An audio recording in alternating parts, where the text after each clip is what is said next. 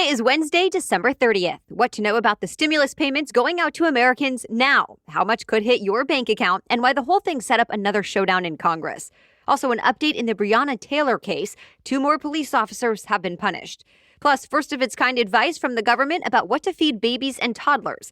A new way to prove you got the COVID vaccine using your iPhone's Apple Wallet. And it's a record year for holiday songs. Which ones are dominating the Billboard charts? Welcome to The Newsworthy. All the day's news in around 10 minutes. Fast, fair, fun, and on the go. I'm Erica Mandy. Thanks so much for being here. You ready? Let's do this. The first $600 direct payments are starting to go into Americans' bank accounts, and the first paper checks are also going out today. This money is expected to go quicker than the first round of payments approved back in March because the IRS and Treasury departments already have the necessary information, like who qualifies. Just like last time, this one also goes by your 2019 tax returns. So if you're single and made up to $75,000 last year, you'll get $600 from the federal government. Couples who together earned up to $150,000 last year will get double that. If you made more money last year, the direct payments start getting lower. And there's also a $600 payment for each child in families who qualify. But yes, we did say $600, not $2,000. Despite President Trump pushing for bigger payments and lawmakers in the U.S. House approving a bill to make it happen, Senate Majority Leader Mitch McConnell will not allow it through for a vote, at least not yet. And of course, both the House and Senate would need to sign off before this becomes reality. McConnell said the Senate will only consider boosting the size of payments if other priorities from President Trump are addressed as well, like changes to online speech rules and election reforms to deal with voter fraud. President Trump seems pretty set on getting all of that passed. He tweeted, quote, "Unless Republicans have a death wish," unquote, they must address all 3 demands. But of course, it's not just about Republicans, and it looks like top Democrats are not on board, saying the other priorities are not focused enough on struggling American families. For now, most Americans can plan on that $600 payment only. On a separate note, senators still may override President Trump's veto of the defense spending bill.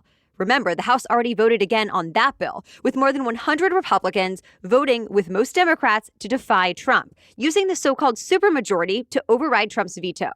Now it is still up to the Senate to finalize it, and Majority Leader Mitch McConnell urged his colleagues to go ahead and do the same as the House. They plan to vote on it again this week, and if it happens, it would be the first veto override of the Trump presidency. So President Trump lashed out against his own party, calling Republicans weak, tired, and pathetic. If the defense bill does not become law, military construction projects and other Pentagon activities will be put on hold. To be continued. Well, for the first time, an elected federal official has died from COVID-19. CongressmanElect Luke Letlow from Louisiana passed away last night, just days before he was supposed to be sworn in to Congress. The entire Louisiana delegation issued a joint statement offering condolences.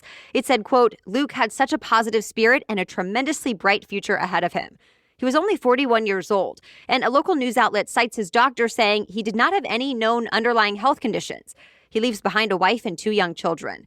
A special election will be held for his seat in Congress, though the date has not yet been set. We have an update in the aftermath of the high-profile police killing of Breonna Taylor. Now, the Louisville, Kentucky Police Department is planning to fire 2 more officers that were involved. The officer who fired the shot that actually killed Taylor, and another officer who the police department now says lied to a judge to get the warrant for the nighttime raid. This is in addition to a 3rd officer who was already fired and charged with a crime. But remember, that wasn't specifically for killing Breonna Taylor. It was for the shots he fired into neighbors' apartments. It's been more than 9 months now since Louisville police shot and killed Breonna Taylor in her home while serving a no-knock warrant. Her death sparked nationwide protests and various investigations. A Kentucky grand jury already decided only to charge the officer who fired into neighboring apartments, not the other 2. But the FBI is still reviewing this case, so more charges could be coming. Also of note, the U.S. Justice Department has now decided not to bring any charges against police in the killing of 12-year-old Tamir Rice that happened back in 2014. The black boy was shot by white officers in Cleveland, Ohio, while holding a toy pellet gun. The boy's family and protesters over the years have called for police to be prosecuted, but we now know that won't happen. The Justice Department said yesterday dispatchers never told officers the suspect was a child or that the weapon might be a toy, even though the person who called 911 did give that information. For now, at least, it looks like the case is finally closed. The Boeing 737 MAX jet is finally flying with passengers in the U.S. American Airlines is now using it for flights between Miami to New York. The inaugural flight was yesterday, marking a huge milestone. It was the first time in nearly 2 years the 737 MAX jet has flown paying passengers in the U.S. Of course, the aircraft was blamed for 2 deadly crashes and has been grounded ever since. But the FAA has been working with Boeing to fix any issues, and last month the plane was cleared to fly again. For the time being, American Airlines is the only U.S. carrier putting the plane back in the air, and for now the airline is letting people switch their flights for free if they don't feel comfortable with it. As for other airlines, United plans to start flying the plane again in February for flights out of Denver and Houston, and Alaska Airlines will begin using the plane March 1st for flights on the West Coast. The Wall Street Journal reports Southwest could start flying it in March as well, although it has not provided specifics. Delta Airlines does not use the MAX jet at all. All right, we have more news coming up, but first, this episode is brought to you by Native. I believe in having clean, natural options for what I put on my body, especially when it's part of my daily routine. And that's why I love Native. Native deodorant uses ingredients you've actually heard of, and it still works for odor protection for both men and women. In fact, I love every scent that I've tried so far. Coconut and vanilla, and lavender and rose, just to name a few. And Native also offers limited edition seasonal scents that are so fun. Holiday and fall options that are still available include delicious scents I've enjoyed myself, like candy cane or buttercream and French vanilla. You can even get some scents plastic-free, made from 100% paperboard, as Native works to provide sustainable packaging for all of their products by the end of 2023. So do what I did and make the switch to Native today by going to nativedeo.com/newsworthy or use the code newsworthy at checkout and get 20% off your first order. That's nativedeo.com/newsworthy or use the promo code newsworthy at checkout for 20% off your first order. Now back to the news. The federal government has new advice about what we should eat and drink. It released new dietary guidelines, as it does every 5 years, based on input from a scientific advisory committee.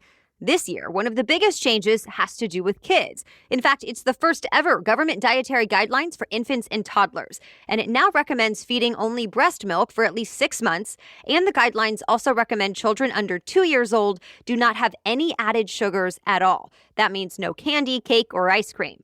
For everyone else, the guidelines do stop short of 2 key suggestions that the advisory panel had made. Scientists had recommended all Americans should cut back on added sugars, saying they should only make up 6% of the food we eat, rather than the currently recommended 10%. They also suggested men cut their alcohol intake to 1 drink per day max. Right now, the recommendation is 2. But those suggestions were rejected. The U.S. Department of Agriculture and the Health and Human Services Department felt there wasn't enough science to back up the changes, and they're the ones to make the final decision. Now, keep in mind, these updated dietary guidelines have a wide-reaching impact. For example, they help shape school lunch programs. They also help mold state and local health promotion efforts, and possibly even influence what food companies decide to produce. Remember that new, more contagious strain of COVID-19 we mentioned last week? Well, it's apparently made its way to the U.S. It was first found in Britain, but now a Colorado man in his 20s tested positive with the new variant, and he apparently has not been traveling. He's now in isolation. Scientists don't know a lot about this new strain of COVID-19 yet. For now, they say it seems to spread faster, and at least one researcher told the AP the fact that this man had not been traveling means it's already spreading here in the U.S. But at least it doesn't look to be any more dangerous, meaning people don't get any more sick from this one, and the death rates are no higher than the COVID-19 the world has been tracking all year. Experts also say the vaccines on the market should be effective in preventing this new strain, but more data is needed to know for sure, so scientists are researching it now. And speaking of vaccines, the British government just authorized another COVID-19 vaccine early this morning. This one was developed by AstraZeneca and the University of Oxford. The UK is actually the first in the world to give this vaccine version the official okay. It's still in the final phase trials here in the US. With vaccines rolling out across the country, some people will now have a high-tech way to prove they've gotten their shots. Los Angeles County partnered with the health startup Healthvana to offer digital vaccine cards. And get this, people can just keep them in their Apple Wallet on their iPhones or the competing Google platform on Androids. They show which vaccine you got, whether it's Pfizer, Moderna, or another, when you got it, and how many doses you received. It's just another way to remind people to get the correct second dose at the right time. Bloomberg reports these digital cards could also eventually be used to gain access to concert venues, airline flights, or even to schools. For now, the digital vaccine cards are just available in LA County, and people can opt in if they want to. Elsewhere, people are getting physical handwritten vaccine cards, but more options could be added in the future. It seems people are especially in the holiday spirit this year. For the first time, a record 39 holiday songs have made it onto the Billboard Hot 100 chart. In fact, 9 out of the top 10 songs on the list are holiday tunes. As you might have guessed, Mariah Carey's All I Want for Christmas Is You is in the #1 spot. Brenda Lee's Rockin' Around the Christmas Tree is in second place, followed by Bobby Helms' Jingle Bell Rock. And that's it for the main news today, but now it's time for Work Wednesday, when we break down one interesting career or work-related news story every Wednesday. But first, this episode is brought to you by 1010. You may have read about this in the New York Times or Forbes, and we're excited to tell you about it as well. 1010 is an exclusive collection of 10 one-of-a-kind engagement rings designed by 10 of the most distinctive designers working today. Using only diamonds responsibly sourced from Botswana, 10 design masters have each produced a uniquely beautiful commitment ring, launching exclusively on January 18th at BlueNile.com. And when they're gone, they're gone.